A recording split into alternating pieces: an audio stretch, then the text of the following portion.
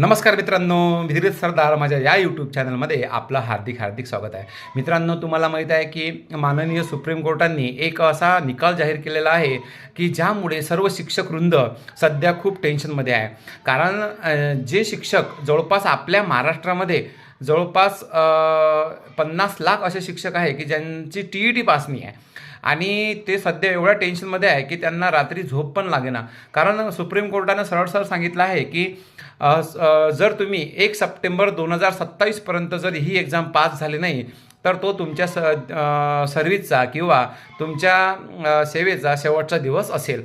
तर मित्रांनो, यावेळेस TETला खूप महत्त्व आहे.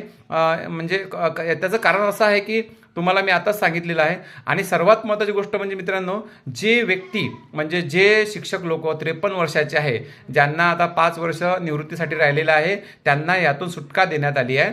परंतु एक अट टाकली आहे, जर त्यांना पदोन्नती पाहिजे असेल तर पदोन्नतीसाठी तुम्हाला TET मात्र पास होणे आवश्यक आहे. आणि 2012 नंतर जेवढे काही शिक्षक लागलेले आहे त्यांना तर 100% ही परीक्षा पास होणे आवश्यक आहे. नाहीतर मित्रांनो, तुमच्या सर्व्हिसला किंवा तुमच्या सेवेला धोका आल्याशिवाय राहणार नाही. तर मित्रांनो, ही आजची अपडेट होती आणि कमी शब्दामध्ये आणि कमी वेळेमध्ये तुमचा वेळ वाया न घालवता मी माहिती सांगितलेली आहे. तर मित्रांनो, या माहितीला जवळपास तुम्ही सिरियस घ्यायलाच पाहिजे. कारण शेवटी आपल्या जीवनाचा आणि आपल्या सर्व्हिसचा किंवा नोकरीचा प्रश्न आहे. तर मित्रांनो, तुम्हाला जर TETची बॅच जॉईन करायची असेल तर मी पण क्लासेस घेत असतो. कारण मी ऑलरेडी 4ही TET म्हणजे CTET पेपर 1 पेपर 2 आणि TET पेपर 1 पेपर 2 पास आहे आणि मला चांगल्या प्रकारचा अनुभव आहे. म्हणजे कमी वेळेमध्ये कसे पेपर सॉल्व करायचे आणि कोणते टॉपिक पहिले वाचायचे तर ही मी तुम्हाला सांगणार आहे.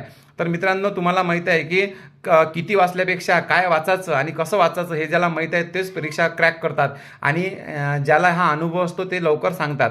आणि अनुभवाचं बोट पकडल्याशिवाय यश नावाचं जे काही आपलं ठिकाण आहे ते मिळत नसते. तर मित्रांनो, तुम्हाला हा व्हिडिओ आवडला असेल तर चला लाईक करा, शेअर करा आणि आपल्या चॅनलला सबस्क्राईब करा. चला भेटूया नेक्स्ट व्हिडिओमध्ये. तोपर्यंत काळजी घ्या.